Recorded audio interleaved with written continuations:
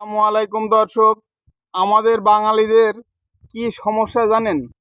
যদি আমরা কেউ ব্যর্থ হই তাহলে তাকে নিয়ে আমরা হাসাহাসি করি, আর যদি কেউ সফল হই তাকে নিয়ে হিংসা করি।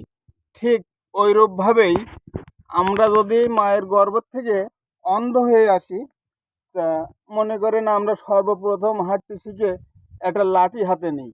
ওই লাঠিটা আমাদের পথ দেখিয়ে নিয়ে যায়।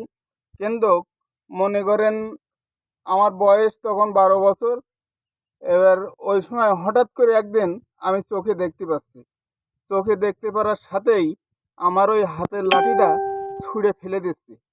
কিন্তু আমি একবারও ভাবছি না যে এই লাঠিটা 12 বছর আমার পথ দেখিয়েছে, সে তো আমার একটা বন্ধু, আমি তার অন্তত বাড়ি পর্যন্ত নিয়ে যাই লাঠিটা। এরকম কিছু আমরা ভাবি না। আসসালামু আলাইকুম।